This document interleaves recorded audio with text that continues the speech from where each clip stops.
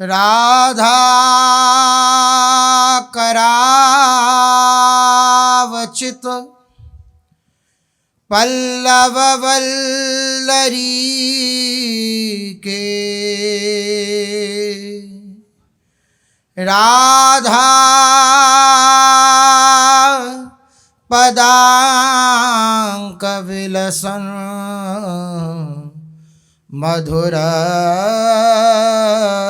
स्थली के। राधा यशो मुखरमत खगावली के। राधा विहार विपिने रमता मनु में। राधा विहार विपिने रमता मनु में। प्रेमानंदोत्पुलकित गात्रौ विद्युद्धाराधर समकांति। श्री राधा कृष्णो मनसि दधानं वन्देऽहं श्रीहितहरिवंशम्। वन्देऽहं श्रीहितहरिवंशम्। श्री राधा वल्लभ लाल की, महाप्रभु श्री हरिवंश चंद्र जी महाराज की, श्री सद्गुरुदेव भगवान की।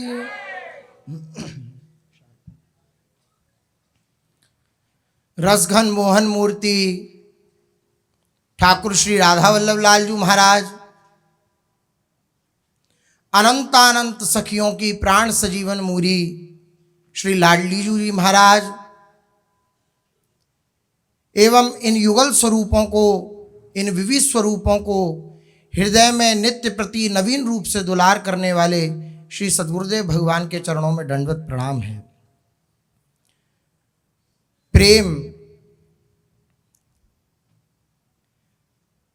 श्री ध्रुवदास जी प्रेम के विषय में जब वर्णन करते हैं तो वे कहते हैं, 3 लोक 14 भुवन प्रेम कहूं ध्रुव नाही। किस प्रेम के विषय में वार्ता कर रहे हैं श्री ध्रुवदास जी? अन्यथा अगर हम पूरे त्रिभुवन में देखें तो कोई ऐसा नहीं है जिसके हृदय में प्रेम विराजमान ना हो। पशु पक्षी कीट पतंग मनुष्य सबके जीवन में प्रेम विराजमान है, सबके जीवन में। छोटा सा बच्चा है, नवजात शिशु है, वह भी जानता है प्रेम किसे कहते हैं, दुलार किसे कहते हैं। उसको पुचकारो तो वो हंसता है, और थोड़ा सा आप रोष दृष्टि से उस बालक नवजात शिशु के तरफ देखो तो वो रोने लगता है। अर्थात प्रेम का परिचय सबको है, और सबकी भूख क्या है? प्रेम। इस चराचर जगत में कहीं भी जो भी इस संसार में जन्म ले रहा है, कीट पतंग आदि जो भी, सबकी चाह है हमें प्रेम मिले। किसी भी पशु पक्षी आदि को प्रेम करो तो तुरंत वह दुलार का वो दिखाने लगता है कि हाँ मैं इसे स्वीकार कर रहा हूं। वह प्रसन्न होने लगता है, वह आनंदित होने लगता है। और आप फटकार दो, आप किसी प्रकार से किसी भी कीट पतंग आदि को स्पर्श करने का प्रयास करो तो वो डर जाता है। सबको अनुभव है कि प्रेम क्या है, सबकी चाह है कि प्रेम क्या है। लेकिन श्री ध्रुवदास जी जिस प्रेम का वर्णन कर रहे हैं वह कह रहे हैं, 3 लोक 14 भुवन प्रेम कहूँ ध्रुव नाही, जगमगी रयो जराव सो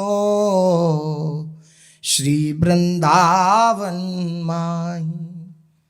बहुत प्रेम सागर जहां, बोले और जगह तो उस प्रेम की गंध मात्र है, लेकिन वृंदावन में गंध नहीं है, प्रेम का समुद्र है। अब निज धर्म आपनो कहत, तहां नित्य वृंदावन रहत, बहुत प्रेम सागर जहां।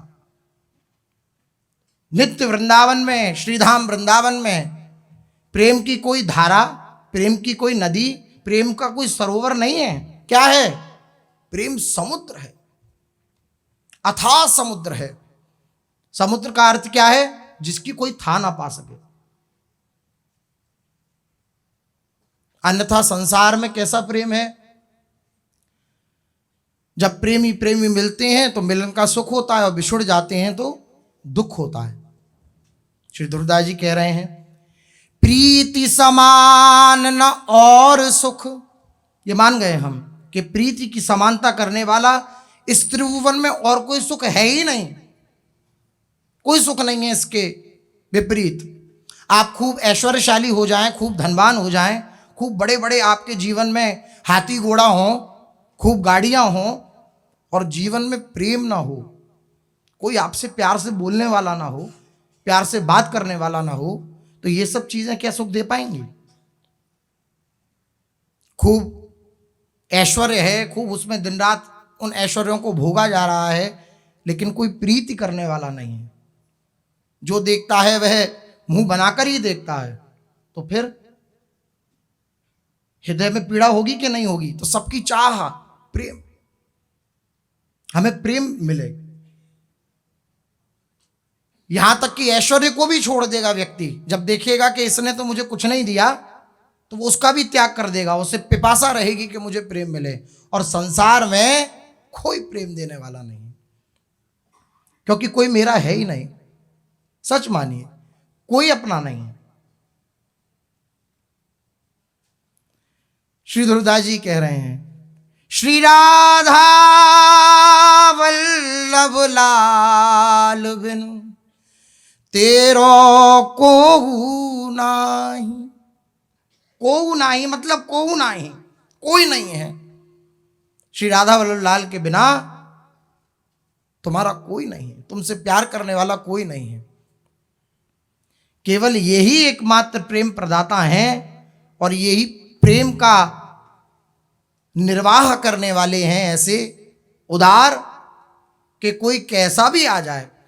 संसार के व्यक्ति जब कोई आता है तो उसकी योग्यता देखते हैं, तब उसे उस प्रकार से प्रेम प्रदान करते हैं। कैसा भी वो अपने निज जन का पहले गुण दोष देखेगा कि हमारी योग्य है कि नहीं है, तब उसे स्वीकार करके तब फिर उसके प्रति जो उसका भाव होगा वह देगा। वे अगर किसी को अपनाते हैं तो उसके गुण दोष देखते हैं। कोई अन्य व्यक्ति आकर के उनसे कह दे कि ये आपका सेवक तो अमुक जगह ऐसा ऐसा कर रहा था, तो बिना जांच पड़ताल किए उस व्यक्ति की, अनजान व्यक्ति की बात पर विश्वास करके वे उसके प्रति रोष युक्त हो जाते हैं, सरोष हो जाते हैं। लेकिन बलिहारी है भगवान की कि कोई भक्त की निंदा आकर के प्रभु के समक्ष करने लगे कि आपने उसे अपनाया है, और देखो देखो ये कैसी कैसी चेष्टाएं करता है, कैसे कैसे गलत आचरण करता है। तो प्रभु कहते हैं कि तुम गलत हो, वो गलत नहीं है ऐसा कोई साहब त्रिभुवन में जो निंदा करने वाले की दोष दर्शन कर ले कि तुम गलत हो, तुमने मेरे भक्त में दोष दर्शन किया, वो तो सही है। क्यों सही है?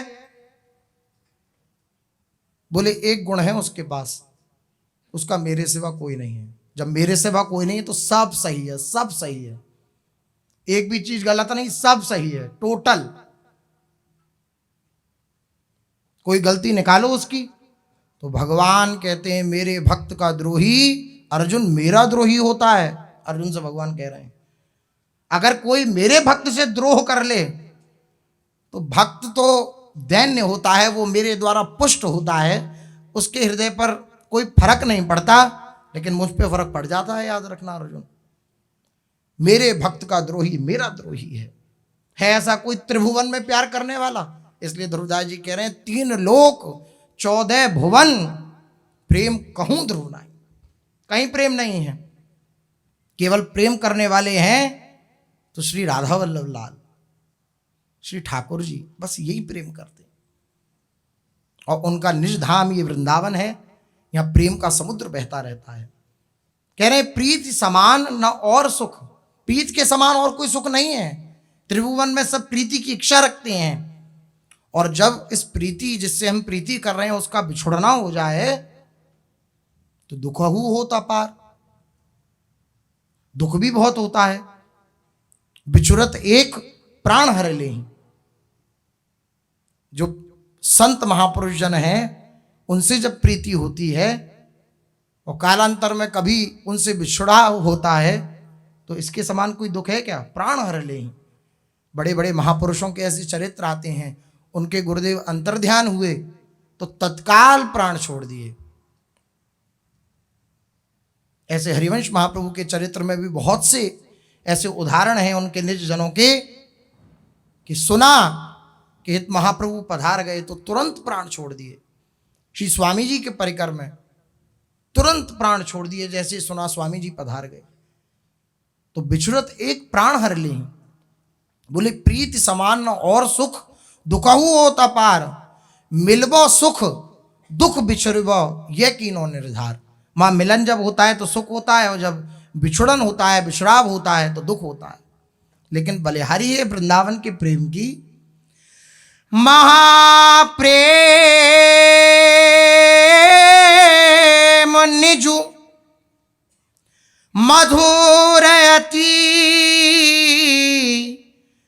सबते न्यारो आही, तहां न मिलबो और न बिछुरिबो, जीवत रूप ही चाही।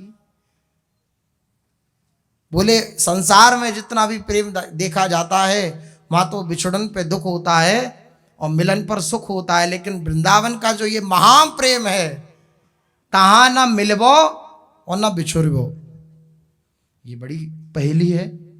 मिलना भी नहीं भाई, मिला तो उससे जाता है जिससे बिछुड़न हो, जिससे बिछुड़ जाए उससे ही तो मिला जाता है। लेकिन तहां न मिलबो, मिलना भी नहीं है, क्योंकि बिछुड़े ही नहीं कभी तो मिलना कैसा, और बिछुड़ना तो है ही नहीं, क्योंकि नित्य नवीन रूप से प्रियाजू का वह सुंदर रूप सौंदर्य झलकता रहता है लालजू के नैनन में, और श्री प्रियाजू के हृदय में लालजू की आसक्ति झलकती रहती है नित्य नवीन रूप से। और इन युगल सरकार की नित्य नवीन लीला में सखियों की नित्य नवीन रुचि बढ़ती रहती है। तो कहां बिछोड़ना? तहां न मिलबो बिछुरबो, जीवत रूप ही चाहिए। सब रूप को देख करके जी रहे हैं वहां, खग मृग पशु पक्षी जितने भी वृंदावन धाम के हैं, श्री प्रियाजू लालजी के रूप को देख करके आनंदित हैं, लालजू प्रियाजू के रूप को देख के आनंदित हैं। श्री ध्रुवदास जी महाराज एक सवैया में कहते हैं, प्यारी जू की जीवन है नवल किशोरी गोरी, तैसी भांति प्यारी जू के जीवन बिहारी हैं। एक दूसरे के रूप को जी रहे हैं। जीवन दोनों का क्या है? प्यारे जू का जीवन कौन है? नवल किशोरी गोरी। लाडली जू महाराज जैसे बिना जीव के, बिना प्राणों के कोई नहीं जी सकता, ऐसी लालजू महाराज अगर उनके हृदय में प्राण हैं तब तक हैं जब तक लाडली जू समक्ष हैं। प्यारे जी की जीवन है नवल किशोरी गोरी तैसी भांति प्यारी जूके जीवन बिहारी हैं, जोई जोई भावे उन्हें। प्रेम का स्वरूप देखिए इन दोनों के बीच में। जोई जोई भावे उन्हें, सोई सोई रुचे इन्हें, एक गति भई ऐसी रंच को न न्यारी है। छिन छिन देखी देखी छवि की तरंग नाना, प्रीतम दुहनी सुधि देह की बिसारी है। हित ध्रुव रीझी रहे रति रस भींजी, प्रीति ऐसी अब लगी सुनी ना निहारी है। ऐसी प्रीति ना कभी सुनी ना कभी निहारी। कैसी प्रीति? बोले जैसा जैसा श्री प्रिया जी को भाता है बस वैसा वैसा लालजू क्रिया करते हैं। उनका हंसना, उनका बोलना, उनका किसी प्रकार से चेष्टा करना, वे सारी क्रियाएं श्री प्रिया जी को सुख देने के लिए हैं और श्री प्रिया जी की सारी चेष्टाएं श्री लालजू को सुख देने के लिए हैं। सुख की होड़ लगी है वहां। प्रियाजू में होड़ है लालजू सुख पावे, लालजू में होड़ है प्रियाजू सुख पावे, और सहचरियों में होड़ है प्रिया लाल सुख पावे, युगल सुख पावे। ऐसा दिव्य प्रेम जगमग रहो जड़ाव सो, मणि के समान प्रेम ये दिव्य श्री वृंदावन धाम में जगमगा रहा है। छिन छिन देख करके, पल पल इनकी रूप माधुरी को देख करके, उस छवि समुद्र की जो तरंगे हैं उसमें गोता खाते रहते हैं प्रियालाल। हित ध्रुव रीझ रीझ रहे रति रस भींज, उस प्रेम के रस में भींज करके, उस प्रेम समुद्र में भींज करके एक दूसरे को सुधी नहीं है अपनी। ऐसा ये श्रीधाम वृंदावन का प्रेम है। इसलिए ध्रुवदास जी कह रहे हैं कि महाप्रेम ने जो मधुर अति सबते न्यारो आही। सबते न्यारा है यहाँ ना मिलना है ना बिछुड़ना है, केवल रूप को चाह करके ये जीते हैं। यह रस नित्य विहार बिनु, सुन्यो न देखो नैन, एक प्रीति वय रूप दो बिलसत इक रस मैन। ऐसा रस नित्य विहार के सिवा कहीं देखने सुनने को नहीं मिलता। एक प्रीति ही, वह एक प्रीति ही, वह एक प्रेम ही दो रूप धारण करके लीला परायण है युगल स्वरूप में। वृंदावन में किसका खेल है? युगल का, हित का खेल है। चारों तरफ हित ही हित है, चारों तरफ प्रेम ही प्रेम की बाढ़ है। वृंदावन में सहज विराजत एक रस, वृंदावन निज धाम, ललितादिक सखियन सहित क्रीडत श्यामा श्याम। वह प्रेम एक रस विद्यमान रहता है, कभी भंग नहीं होता, अभंग रहता है प्रेम। श्री वृंदावन में एक रस विद्यमान रहता है। वृंदावन निज धाम में, प्रभु के निज धाम में ललितादि सखियां, श्री श्यामा श्याम, खगमग पशु पंक्षी, ये सब उस प्रेम में आनंदित रहते हैं, कलोलित रहते हैं। दुख को लेश नहीं, दुख निशानी लेश नहीं, बिल्कुल दुख नहीं। हम यही तो चाहते हैं अपने जीवन में, हमारे जीवन में कोई दुख ना हो, हमारे जीवन में कोई क्लेश ना हो। तो रसिक जन उपाय बता रहे हैं कि अगर आपको क्लेश प्राप्त नहीं करना, दुख प्राप्त नहीं करना, तो आओ वृंदावन।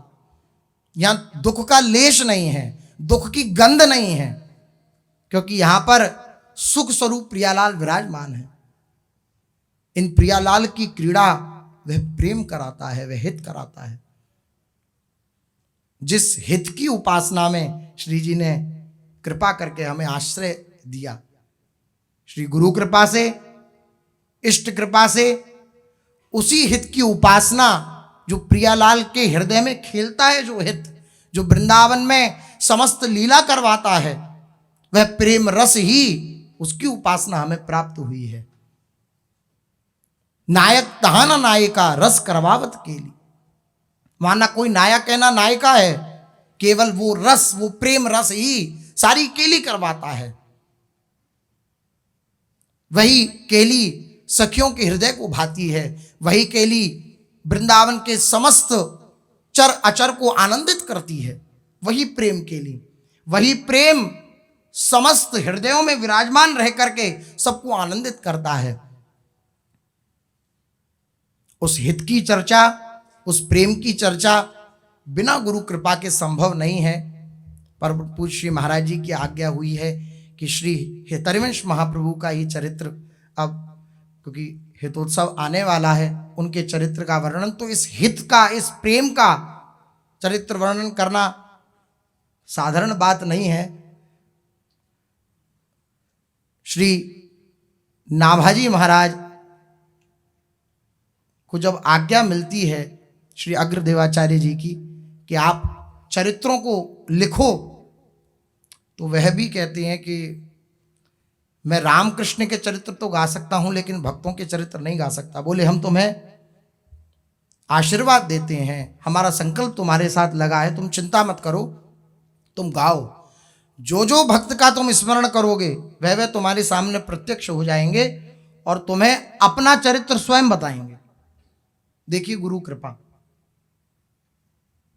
समर्पित चित्त हो, समर्पित शिष्य हो तो गुरु की कृपा कैसे उतरती है, ये नाभाजी के जीवन में देखिए। अग्रदास जी महाराज कह रहे हैं तुम चिंता मत करो, तो श्री नाभाजी ने चिंता नहीं करी और हमसे गुरुदेव कहते हैं चिंता मत करो, फिर भी क्योंकि अभिमान है, अहंकार है, तो चिंता बनी रहती है, क्लेश बना ही रहता है। क्या कारण है? पूर्ण समर्पण ना होने के कारण। पूर्ण समर्पण हो जाए तो गुरु कृपा से ऐसी कौन सी चीज है जो ना उतर जाए हृदय में, लेकिन अपनी समर्पण की कमी ऐसी है कि, लेकिन वह अगाध समुद्र है, वह जब उत्ताल तरंगों से हृदय को आनंद मग्न करेंगे तो फिर अपनी योग्यता या अयोग्यता कुछ भी बाधा नहीं उत्पन्न करेगी। इस बात पर ही विश्वास है। इसलिए इस हित चरित्र को बिना गुरु कृपा के नहीं कहा जा सकता। वही हृदय में बैठ करके, वही हृदय में विराजमान होकर के उस हित चरित्र को कहें। गुरु कृपाल हित रूप वपू करी है सुमति प्रकाश, हैं समरथ मोसिर धनी पुजवेंगे सब आस। बरनो मंगल नाम गुण आज्ञा इनकी पाए, लोचन ही ने देत ज्यों समरथ पंथ बताए। ये लाडली लाल जी के जो कृपा स्वरूप, कृपा वपुधारी श्री गुरुदेव हैं, ये हित स्वरूप जो श्री गुरुदेव हैं, यही जब सुमति प्रदान करते हैं, देहु सुबुद्धि कृपा कर मोहि पोई सुगुन माला रचो, श्री सेवक जी महाराज कह रहे हैं कि श्री हिज्जू महाराज जी कृपा करें तो ये सुंदर माला की रचना करके मैं उनको धारण कराऊं। पोई सुगुन माला रचो नित्य जू कंठ जू पहरों तास, जस बरनो हरिवंश विलास, श्री हरिवंश ही गाई हूं। गुरु कृपा जब होती है तभी जीव के हृदय में उनकी लीला का स्मरण होता है। महिमामयी लीला सुधा सिंधु का रहस्य भी उसके हृदय में पूर्णतः जागृत हो जाता है जिस पर गुरु कृपा होती है। इसलिए श्री गुरुदेव के ही संकल्प से श्री हरिवंश चरित्र के इस पुनित जो चरित्र है इसमें अवगाहन अपने जन कर सकते हैं, क्योंकि समर्थ हैं समर्थ मुँह सिर धनी। किसी के ऊपर बड़े का हाथ हो तो कैसा सामर्थ्यवान बन जाता है। पूज्य महाराज श्री एक दृष्टांत कहते हैं। वे कहते हैं कि एक बिल्ली जंगल में फंस गई और जंगल में फंस के उसने देखा कि अब रात्रि हो रही है, अगर हम रुकेंगे तो कोई ना कोई जानवर आएगा बड़ा और हमें खा जाएगा। ऐसा क्या किया जाए कि मेरे को किसी जो जी जानवर हैं यहाँ पे इतने कठोर हृदय वाले कि जो मुझे खा सकते हैं, उनका मेरे चित्त पे प्रभाव ना पड़े और मेरे को कोई कुछ ना कहे, ऐसा क्या करूं मैं। तो नदी के किनारे गई तो वहां देखा कि शेर का पंजा है। जाकर के बोली कि किसी बलवान का समर्थ का पंजा दिखता है, अगर इसके आश्रय में मैं बैठ जाऊं तो फिर बैठ गए। अब कोई भी जानवर उसे खाने आता तो वो पंजा दिखा देती कि देखो इसके आश्रय में हूं। तो शेर का पंजा सब जानते हैं, शेर का पंजा कैसा, सब जानवर, क्योंकि राजा है शेर सिंह। तो सिंह का जैसे ही वह पद का चरण का पंजा वो देखते तो भग जाते कि ये तो इसके आश्रय में है, पता लगी शेर हमें ही खा जाए, भग जाते। उसने कहा ये बढ़िया बात हुई, इस पंजे के आश्रय से अब सुबह रात्रि होने को आई, घोर रात्रि हो गई, इतने में शेर आया पानी पीने के लिए।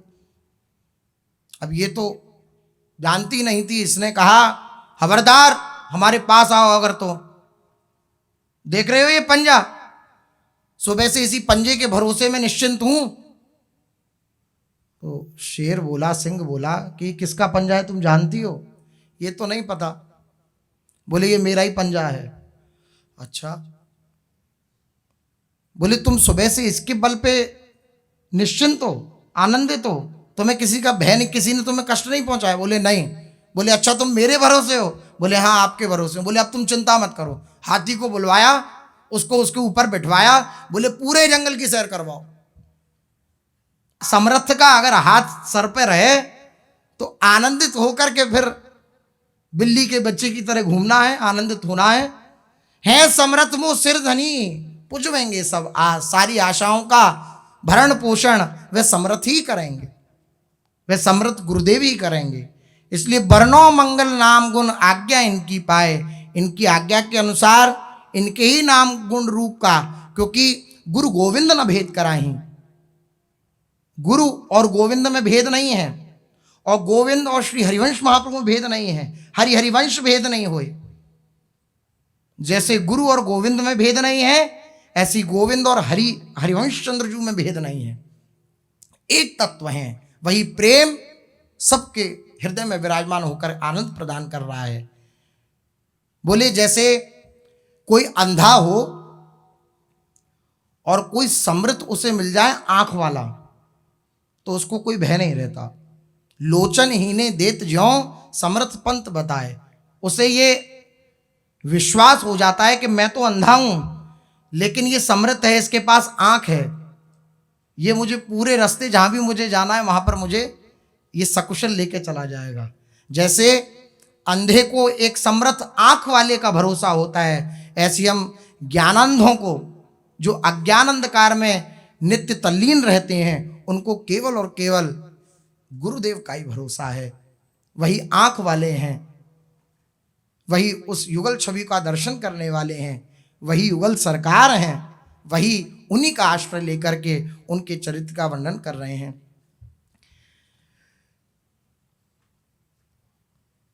तो जब श्री नाभाजी ने समस्त भक्तों की प्रार्थना करी तो एक एक भक्त उनके पास आए और अपना अपना चरित्र उन्हें कहा। लेकिन जब वृंदावन की निज सखियों की बारी आई, उनका स्मरण किया, तो वह प्रकट नहीं हो रही थी। तो बड़ी हृदय में क्लेशात्मक वृत्ति उत्पन्न हुई और गुरुदेव के पास श्री नाभाजी गए और प्रार्थना करी कि गुरुदेव आपने आज्ञा करी थी कि जितने भी भक्त हैं मैं उनकी प्रार्थना करूंगा, वे आ जाएंगे, अपना चरित्र बताएंगे। ऐसा ही हुआ। लेकिन जब वृंदावन के रसिक संतों की, रसिक महापुरुषों की मैंने स्मरण किया तो उनमें से तो कोई नहीं आया। तो अग्रदास जी मुस्कुराने लगे। अग्रदास जी ने कहा कि वृंदावन के रसिक जन कोई संत भक्त नहीं है, वे राधा रानी की निज सखियां हैं। वो कोई संत भक्त नहीं है, वे राधा रानी की निज सखियां हैं। उनके लिए तो श्री लाडली जू से ही प्रार्थना करनी पड़ेगी, तब वे हृदय में स्फुरित हो सकते हैं। श्री लाडली जू की कृपा के बिना आचार्य कृपा नहीं, और आचार्य कृपा के बिना श्री लाडली जू का अनुभव नहीं। जब तक स्वामिनी जू कृपा नहीं करती तब तक हिज्जू की शरण नहीं मिलती, और जब तक हिज्जू की शरण नहीं मिलती तब तक लाडली जू का साक्षात्कार नहीं होता, वो नेत्र गोचर नहीं होती। इसलिए अग्रदेव जी ने कहा ये वृंदावन की निज सखियां हैं। ललिता, विशाखा आदि ये सब सखियां वृंदावन में आचार्य रूप से प्रकट हुई हैं। और श्री हरिवंश महाप्रभु स्वयं श्री हित सजनी जू के अवतार वंशी स्वरूप श्री लालजू की जो वंशी हैं, और श्री लाडली जू के समक्ष जो हित सजनी रूप से विराजमान हैं, वही इस धराधाम पर गोस्वामी श्री हरिवंश चंद्र जू महाराज के रूप में प्रकट हुए। वही, इसलिए अगर उनके चरित्र का तुम्हें वर्णन करना है तो लाडली जू की आज्ञा पानी पड़ेगी, उनकी प्रार्थना करनी पड़ेगी। वह जब, क्योंकि स्वामिनी जू की आज्ञा के बिना सखियां कुछ नहीं करती, क्योंकि स्वामिनी जू के बिना एक क्षण भी सखियां नहीं रह सकती। वह जब कृपा करेंगी श्री लाडली जू, तभी हित जू का वह दिव्य स्वरूप तुम्हारे सामने प्रकट होगा। इसलिए अग्रदास जी ने श्री नाभादास जी के सामने श्री लाडली जू की स्तुति करी। देखिए गुरु का संबंध, कोई भी त्रुटि हुई, कोई भी बाधा उत्पन्न हुई तो पहुंच गए गुरु शरण में कि नाथ संभालो, तो बोले हम संभालते हैं, तुम क्यों चिंता करते हो। बंदो श्री राधिका पद पद्म परम कोमल सुभग शीतल कृपायुत सुख कदम बंदो श्री राधिका पद पदम चरण चिंतत अमल उरसिज जगत सब ही छदमु भाल पर अक्षर अनायास सोहे होत परस तरदम कृष्ण अलंकृत स्वहस्त पूजन निगमनु पुररदम रसिक जन जीवन समूली अग्र सर्व सुसदम बंदो श्री राधिका पद पदम। हे वृंदावनेश्वरी श्री लाडली जू, मैं आपके श्री चरण कमलों की वंदना करता हूं। श्री अग्रदेवाचार्य जी श्री लाडली जू के चरणों की वंदना करते हुए कह रहे हैं, आपके श्री चरण कैसे हैं? बोले परम सुकोमल हैं। कैसे परम सुकोमल हैं? बिहरत कुसुम पराग लगत जब तो पीत वसन ले झारत लुठत मयूर चंद्रिका तिन तर अद्भुत छवि ही निहारत जावक चित्र बनाए समारत करन सफल तब मानत हित ध्रुव ते सब हिन ते दुर्लभ रसिक मरम पे जानत श्यामाजू के चरणन की बलिहारी। कैसे सुकोमल चरण है कि जब श्री लाडली जू कोमल बालुका में, वृंदावन की भूमि कोई कंटक युक्त थोड़ी है, कंकड़ पत्थर आदि थोड़ी हैं, परम कोमल बालुका है, और उस पर भी सखियों ने कमल के मकरंद का वह सुंदर गादी बिछाई है। पूरे वृंदावन में कमल मकरंद की, और उस पर श्री लाडली जू अपने चरणों को पधरा रही हैं, तो उन्हें श्रम हो रहा है। कैसी सुकोमल है। कहां तक सुकुमारता की इनकी चर्चा की जाए। डीठहू को भार जान देखत न डीठ भरी, ऐसी सुकुमारी प्यारे लालजू की प्यारी है। लालजू डीठ भर के, आंख भर करके अगर लाडली जू को देखने लगते हैं तो श्री जी श्रमित हो जाती है। आंख भर के अगर लालजू देखने लगते हैं तो उस भार से श्री जी श्रमित हो जाती, इतनी सुकुमार है। तो जब कुसुम पराग वे श्री चरणों में लग जाता है तो श्री लाडलीजू महाराज के उन कोमल चरणों में जो पराग लग गया, उसको श्री ठाकुर जी महाराज अपने हस्त कमल पर विराजमान करते हैं। बीत वसन अपने हाथ में लेते हैं और उन श्री चरणों को कोमल हाथ से, एकदम ऐसे नहीं ऐसे साफ कर रहे हो कि रगड़ के, नहीं नहीं, बहुत कोमल कोमल धीरे धीरे, क्योंकि परम सुकुमार तत्व हैं श्री लाडली जी। वह कुसुम पराग श्री लाडली जू के श्री चरणों में लग गया तो श्री लाडली जू श्रमित हो गई, श्रम बिंदु आ गए। तो लालजू महाराज अपने हस्त कमल में श्री लाडली जू के चरण पधराते हैं और पीत वसन ले झारत, और फिर लुठत मयूर चंद्रिका तिनतर। मयूर का जो पिच्छ होता है, पंख होता है, बड़ा कोमल होता है, उससे श्री लाडली जू के चरणों में सेवा करते हैं। ऐसी सुकुमार है श्री लाडली जू, ऐसी सुकुमार। इसलिए श्री अग्रदेव जी कह रहे हैं कि आपके श्री चरण कैसे हैं लाडली जू? परम कोमल, सुकोमल और सुंदर। तव पद पंकज को निज मंदिर आलय सखी मम देह। इतने सुंदर हैं श्री लाडली जू के चरण, कंचन के वर्ण चरण मृदु प्यारी जू के, जावक सुरंग रंगे मन ही हरत हैं। कंचन वर्ण के वे सुंदर श्री चरण श्री लाडली जू महाराज के इतने सुकोमल, इतने सुंदर हैं कि लालजू महाराज उनको अपने हृदय में धारण करते हैं। हृदय प्रीतम मधुपते स्मरताप मुग्रम निर्वापयत परम शीतल आश्रया में।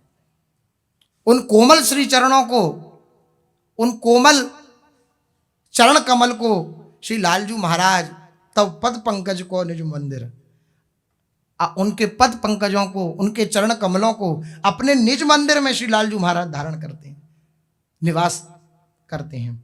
ऐसे सुंदर हैं और शीतल हैं। संसार से तापित कैसा भी कोई जीव हो जो दिन रात बस इसी चिंता में लगा रहता है कि मेरा कैसे दुख का शमन हो, उसके दुख को मिटा करके आनंद सरोवर में डुबा देना, ये काम श्री लाडली जू के चरणारविंद करते हैं। संसार की तो छोड़िए, स्मरताप मुग्रम, संसार के प्राणियों के ताप को मुक्त कर दे श्री लाडली जू के चरण, संसार के ताप को मिटा दे। तो ये तो बात है ही, स्वयं लालजू के हृदय के ताप को मिटाने के लिए भी श्री लाडली जू के चरण अंकित हैं, शीतल हैं। उस ताप को मिटाने के लिए परम शीतल श्री लाडली जू के चरण हैं और कृपा युक्त हैं। जो इनकी शरण में आ गया बस धन धन राधिका के चरण, श्री लाडली जू महाराज के चरण धन धन हैं। राधा प्यारी के चरणारविंद शीतल सुखदाई, शीतल हैं, सुखदाई हैं श्री लाडली जू महाराज के चरण, कृपा युक्त हैं। जो इनकी शरण में आ गया वे कृपा में सराबोर हो गया। सुख के धाम हैं। आपके श्रीपाद पद्मों का चिंतन करने से हृदय निर्मल हो जाता है। भगवान की प्राप्ति निर्मल हृदय को होती है, और जो श्री लाडली जी के चरणों का ध्यान करता है उसका हृदय निर्मल हो जाता है। चरण चिंतत अमल, जो मलयुक्त हृदय है वह अमल हो जाता है, उसकी गंदगी हट जाती है, निर्मल हो जाता है, एवं संपूर्ण प्रपंच वंच निष्प्रभावी हो जाता है। जो इनकी शरण ले लेता है ये संसार चक्र फिर उसे कभी फंसा नहीं पाता। बलिहारी है श्री सद्गुरुदेव भगवान के चरणों की, जिन्होंने गोरे चरणारविंद का आश्रय दिया। कहां भटक रहे थे? अपनी स्मृति को अगर अपने पूर्व जीवन में ले जाएं तो दर दर की ठोकरों के सिवा कुछ था जीवन में? कभी कोई परास्त कर रहा है, कभी कोई परास्त कर रहा है, लेकिन अब परास्त भी करे तब भी गुरु के वे शब्द बाण ऐसे हैं कि परास्त होने पर भी लाडली जी के चरणारविंदों के बल से उपासक गरजता रहता है। ये किसका प्रभाव है? इनके चरणों का ही तो प्रभाव है। गुरु चरणारविंद के प्रताप से गोरे चरणारविंद का आश्रय प्राप्त होता है। ये समस्त प्रपंच वंच ये निष्प्रभावी हो जाता है। देखिए आप, जितने भी शरणागत जन हैं, जितने भी उपासक हैं, कभी कोई हृदय में बात आती है, कभी कोई पीड़ा होती है, तो आप के हृदय में क्या आता है? यही तो आता है ना गुरुदेव, है ना सदगुरुदेव भगवान?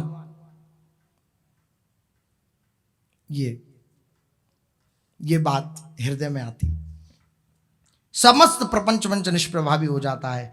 इन श्री चरणों के स्पर्श से, इनके चिंतन से भाग्य की अनिष्ट रेखाओं का अनायास ही निवारण हो जाता है। इनके चरणों का जो आश्रय लेता है तो जिसका भाग्य मंद है वह सौभाग्यशाली बन जाता है, वह सौभाग्यशाली बन जाता है। आपके गोरे चरण कमलों को अखिल लोक चूड़ामणि स्वयं श्री कृष्ण अपने कर कमलों से अलंकृत करके उनका पूजन करते हैं। श्री अग्रदेव जी कह रहे हैं, कृष्ण अलंकृत स्वहस्त पूजन निगम नूपुर रदम रसिक जन जीवन समूली अग्र सर्व सुसदम। आपके चरणारविंद जिन पर सुंदर सुंदर नूपुर धारण है, उन नूपुरों की ध्वनि से निगमागम का प्रादुर्भाव हुआ है। वेद मंत्रों का प्रादुर्भाव आपके नूपुर से हुआ है। आपके श्री चरणों को कर कमल पे धारण करके लालजू उनका पूजन करते हैं। वेदों का भी मूल प्रणव श्री लाडली जी के चरणारविंदों से हुआ है। नूपुरा रवस खलत, अनेक मंत्र नाद मंज नूपुरा रवस खलत, भगवान शंकर के द्वारा रचित राधा कृपा कटाक्ष उसमें कह रहे हैं। श्री अग्रदेव जी कहते हैं कि रसिक जनों के जीवन आधार आपके ये श्री राधार पदारविंद, यही मेरे अनन्य आश्रय हैं।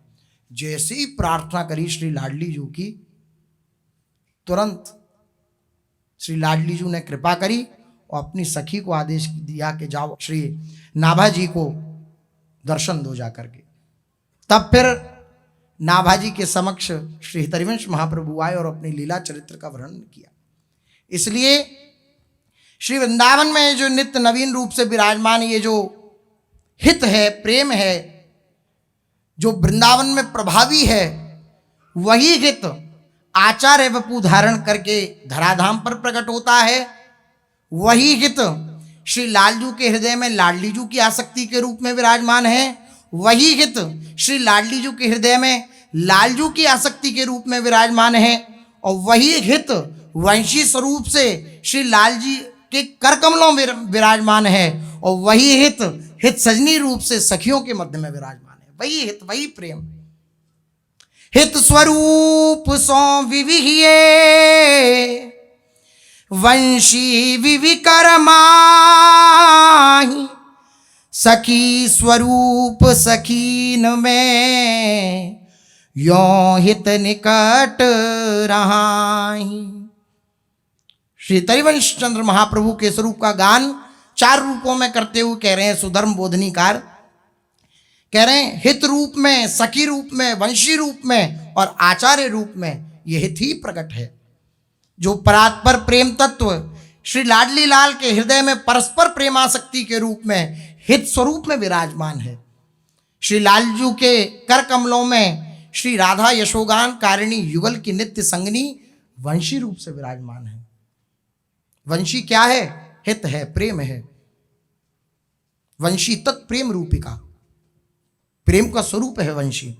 कैसा वंशी का प्रभाव रहा है कि जहां वंशी ने अपना नाद किया है वहां थिरचर हो गए हैं, चरथिर हो गए हैं। बिल्कुल अलग प्रभावी रूप से वंशी का उद्घोष हुआ है। श्री वनचंद महाप्रभु अपने श्री हरिवंश अष्टक में कहते हैं, यदि माधुर्यामृत निनदमास्वाद विबुधा दयोपि स्वं कार्यं विजहुरभित स्तब्ध मनसः करोति श्रीराधाधर मधुर बिंबाधर सुधा समास्वादं नित्यं सहित हरिवंशो विजयते समास्वादं नित्यं सहित हरिवंशो विजयते। कैसी वंशी का प्रभाव है, जिनके लोक विश्रुत सुधा मधुर नाद को सुनकर देवादिगण भी अनमने हो जाते हैं, शिथिल हो जाते हैं। वंशी जब बजती है तो गोपियां वेणु गीत में कह रही हैं, अरे सखी हमसे अच्छे भाग्य तो इन हरनियों के हैं। धन्यास ममूढ़ मतयो हरिण्य एता यानंद नंदन मुपात्र विचित्र वेशम। ये नंद नंदन का विचित्र वेश देखती हैं, और जब नंद नंदन अपने निज परिकर के कंधे पर हाथ रख के और फिर मुरली वादन करते हैं तो ये हरिणियां स्तंभित हो जाती हैं। उस वेश को देखकर, उस वंशी रव को सुनकर के स्तंभित हो जाती हैं।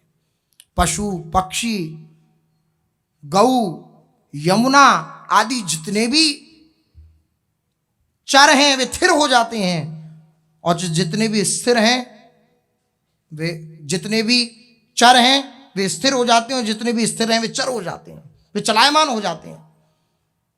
जितने भी पाषाण हैं उनके हृदय भी पिघल जाते हैं। ये वंशी रव का प्रभाव है। क्या है वंशी रव? क्या है वंशीनाद? ये जो गुरु कृपा से श्री हित 84 जी हमें मिली हैं, यही वंशीनाद है, यही वंशीनाद है। श्री हित 84 का जो गायन करता है वे वंशी के रव का श्रवण कर रहा है, कथन कर रहा है। बड़ा सुंदर सूरदास जी ने एक पद लिखा है, कैसा वंशी का प्रभाव होता है। बांसुरी बजाइया छे रंग सो मुरारी। जब बांसुरी बजाते हैं श्री मुरारी लालजू महाराज अपने अधरों पे धारण करते, तो सुन के धुनी छूटी गई शंकर की तारी। बांसुरी बजाइया छे रंग सो मुरारी। भगवान शंकर जो 88 हजार वर्ष की समाधि लगाकर एक तार प्रभु का चिंतन करते हैं, उनकी समाधि टूट जाती है वंशी रव से। जब वंशी का नाद उनके कर्ण में पड़ता है, कानों में पड़ता है, तो उनकी समाधि भग्न हो जाती है। वेद पढ़न भूल गए ब्रह्मा ब्रह्मचारी। रसना गुण कही न सके ऐसी सुधि विसारी। बांसुरी का ऐसा प्रभाव हुआ कि ब्रह्मा जी वेद पाठ कर रहे थे और वेद पाठ करना भूल गए। बांसुरी का ऐसा प्रभाव हो रहा है कि ब्रह्मा जी के कानों में पड़ी तो स्तंभित हो गए। ये क्या रव है? ना कभी ऐसा रव सुना, ना कभी ऐसा रव मेरी श्रवणेन्द्रिय में आया। कैसा सुंदर रव है। स्तंभित हो जाते हैं, जड़ हो जाते हैं। ब्रह्मा भी, वेद आदि का पाठ भी उनका छूट जाता है, और स्वयं सरस्वती जो वाणी की अधिष्ठात्री देवी हैं वे कुछ बोल नहीं पाती। सरस्वती की कृपा से ही सब बोल पाते हैं। लेकिन जब वंशी रव श्री सरस्वती जी की कर्ण रंध्रों में पड़ता है तो सरस्वती जी भी अचंभित हो जाती हैं। उनके मुख से कुछ नहीं निकलता, रसना गुण कही न सके ऐसी सुध विसारी। रसना की जो अधिष्ठात्री सरस्वती हैं वह भी उनका गुण नहीं कह पाती, ऐसी सुध का विस्मरण हो जाता है। अब वंशी का रव इंद्र की सभा में पहुंचा तो इंद्र सभा थकित भई लगी जब करारी। रंभा को मान मिट्यो भूली नृतकारी। जमुना जू चकित भई नहीं सुधि संभारी। सूरदास मुरली है तीन लोक प्यारी। बांसुरी बजाई आछे रंग सोमुरारी। देव गंधर्व किन्नर जितने भी इंद्रलोक में विराजमान हैं सब विमुग्ध हो जाते हैं, सब अचंभित हो जाते हैं। आकाश से पृथ्वी की ओर देखने लगते हैं कि कहां से आई ध्वनि, सब देखने लगते हैं नीचे की ओर। इंद्र की सभा स्तब्ध हो जाती है। नृत्य कला करती हैं रंभा, जैसी वंशीरव कानों में आता है वैसी भूल जाती हैं अपनी नृत्य कला को, स्तंभित हो जाती हैं। श्री यमुना जी आश्चर्यचकित हो गई, उन्हें सुधबुद्ध नहीं रही। यमुना जी की जो तरल धारा है वे स्तंभित हो गई, बहना बंद कर दिया यमुना जी में। श्री सूरदास जी कहते हैं ऐसी मुरली तीनों लोकों में प्यारी है। वही वंशी श्री हितरिवंश महाप्रभु के रूप में इस धराधाम पर प्रकट हुई। वही वंशी त्रैलोक विजयी जो भई, त्रैलोक विजयी है वंशी। श्री कृष्ण अधरन लागी थिर चर किए थर चर थिर भये। मुनि ध्यान ते उठी जाग। जो मुनि हैं मननशील हैं वे ध्यान में लगे हुए हैं, उनका ध्यान भंग हो जाता है जब वो त्रैलोक के विजयी वंशी का रव उनके कानों में पड़ता है। ब्रज बधू मोहित करी पथ चली अति अनुराग। सोई व्यास वंश विदित धर्यो बपु बरनो कहा बड़ भाग। वह त्रैलोक के विजयी बांसुरी जब ब्रज वधुओं के कर्ण रंध्रों में पड़ी तो वह भी अपनी सुध बुध भूल गई। और जगत प्रसिद्ध है कैसे सबको त्याग करके तिलांजलि दे करके उस दिव्य रास में इस वंशी ने ही प्रवेश करवाया गोपीजनों का। उस वंशी नहीं, उस वंशी रव ने। वही वंशी श्री व्यास मिश्र जी के यहाँ श्री तारा जी की कोख से वपु धारण करके वही वंशी हित प्रभु के रूप में प्रकट हुई। श्री राधा जुहरी सुहरी राधा तिनको प्रेम सुवंशी। श्री हरिवंश धर्यो रुचिर नाम जगत परसंसी। श्री लालजू का प्रेम स्वरूप साक्षात श्री लाडली जू हैं, आनंद घन प्रेम मूर्ति किशोरी। श्री लालजू का जो हृदय का प्रेम है वही साक्षात श्री लाडली जू महाराज हैं। और लाडली जू के हृदय का जो प्रेम है वह हितरिवंश महाप्रभु है। लाडली जू के हृदय का प्रेम, इसलिए महाप्रभु की दिव्य महिमा का गान करने के लिए ऐसी अपने संप्रदाय में मान्यता है कि श्री सेवक जी के रूप में श्री लाडली जू प्रकट हुए और उन्होंने हरिवंश चंद्र जू का गान किया। हरिवंश महाप्रभु का प्राण कौन? श्यामा जू, लाडली जू महाराज। तो लाडली जू ने भी कहा कि जब ये हमारे को अपना प्राण मानते हैं तो ये हमारे हृदय के प्राण हैं, ये भी हमें सिद्ध करना चाहिए। तो श्री लाडली जू श्री सेवक जी के रूप में प्रकट हुई और उन्होंने हरिवंश यश का गान किया। पूरा सेवक वाणी जो है वे हरिवंश यश का गान है। श्री राधाजू हरि सुहरि राधा तिनको प्रेम सुवंशी। श्री लाडली जू का प्रेम ही वंशी जी हैं। जय जय श्री हरिवंश रसिक जन भूप हो। रस रसिकन आधार मुरलिका रूप हो, अधिष्ठात्री जो रास विलासन की कही, दंपति उर्को सार प्रणय बपु हो सही। ये रसिक जनों के भूप हैं, राजा हैं श्री हरिवंश महाप्रभु। ये रसिकों के आधार हैं, रस के आधार हैं, ये मुरली स्वरूप हैं जो रास विलासों के अधिष्ठात्र हैं, और दंपति श्री युगल सरकार के उर में नित्य रूप से विराजमान रहते हैं। गौर श्याम श्री राधिका गूढ़ वेद परसंस, दंपति को निज प्रेम वपु बंसी श्री हरिवंश। श्री कृष्ण की वंशी साधारण बांसुरी की तरह कोई जड़ बांस का बना हुआ यंत्र नहीं है, अपितु श्री श्यामा श्याम का प्रेम ही वंशी है। श्री राधा माधव के प्रेम का मूर्त स्वरूप ही वंशी है। स एव सास सैवास्ति वंशी तत्प्रेम रूपिका, स्कंद पुराण में कहा है। श्री हरिवंश महाप्रभु युगल की इस प्रेम रूपा वंशी के अवतार। जैसे वंशी राधा अनन्य है, वंशी जो राधा अनन्य है। निकुंज की एक लीला है, रोज श्री लालजू महाराज वंशी का वादन करते, लाडली जू अपनी सुधबुद्ध खोती, समस्त खग पशु पक्षी अपनी सुधबुद्ध खोते। तो लाडली जू ने कहा इतनी रस बरसाने वाली ये वंशी है, तो लाओ हम भी आज बजा के देखें। तो लाडली जू ने वंशी को अपने कर कमल में लिया और उसका वादन करने का प्रयास किया, लेकिन वंशी बोले ही नहीं।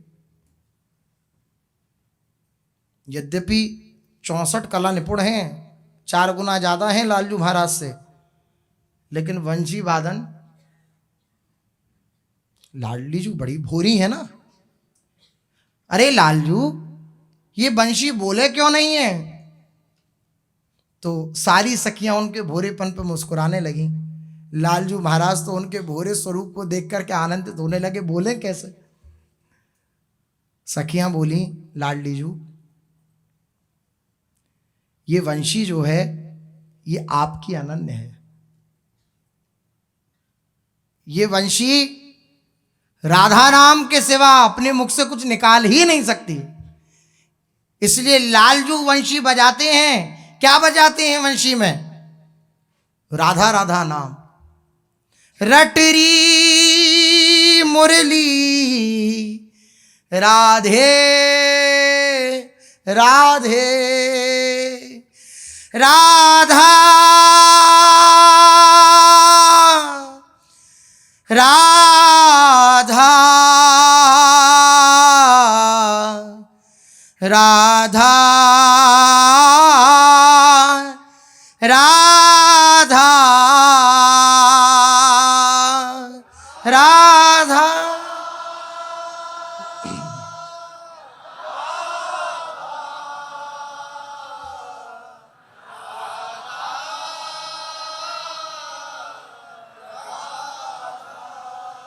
मुरली में श्री श्याम सुंदर इस राधा नाम का गूंज करते हैं, गान करते हैं। यही मेरे साधन आराधन, रस सीवा गुण रूप अगाधे, जा कारण मैं मृदु मुखधारी, सो बिसरे जिन तू पल आधे, वृंदावन हित मंत्र मोहिनी, जपो निरंतर पूजे साधे। मेरी समस्त कामनाओं को पुजाने वाली, पूर्ण करने वाली वंशी तुम ही हो। राधा राधा नाम को उच्चारण करो, यही मेरा साधन है, यही मेरा आराधन है। तुम ही मेरे साधन और आराधन की पूर्णता प्रदान करने वाली हो। हे वंशी, आपके ही कारण मैं मृदु मुखधारी हूं। मेरा अगर मुख किसी को पसंद आता है तो ये आपका प्रताप है वंशी जी। आप जो राधा राधा नाम निकालती हो अपने मुख से, उसका प्रभाव होता है कि मैं मृदु मुखधारी बन जाता हूं। इसलिए मेरे को कभी बिसारना नहीं आधे क्षण के लिए भी। सो बिसरे जिन तू पल आधे, आधे क्षण के लिए भी हे वंशीजू हे हित सजनीजू मुझे बिसारना नहीं। ऐसा वंशी वादन जब लालजू महाराज करते हैं तो लाडली जू ने कहा कि बस्ती क्यों नहीं? बोली कि अनन्य है, ये आपके सिवा मेरे प्राणनाथ श्री श्यामा शपथ करो तृण छिए, केवल श्यामाजू आपके सिवा ये मुरली कुछ बोल नहीं सकती, आपकी अनन्य है। ऐसी वंशी समस्त त्रिभुवन में व्याप्त है। लालजू के वही हित लालजू के कर कमलों में वंशी रूप से विराजमान है, वही हित लालजू के हृदय में लाडली जू की आसक्ति के रूप में, और लाडली जू के हृदय में लालजू की आसक्ति के रूप में, वही हित समस्त सखियों में हित सजनी के रूप में, और वही हित वही प्रेम आचार्य वपु धारण करके श्री वृंदावन में समस्त परिकर को समस्त संसार को आनंदित करता है, आलोडित करता है। ये वंशी का चमत्कार है। वही वंशी इस धराधाम पर हित हरिवंश महाप्रभु के रूप में प्रकट हुई। सो शेष चर्चा आगे। श्री राधा वल्लभ लाल की जय।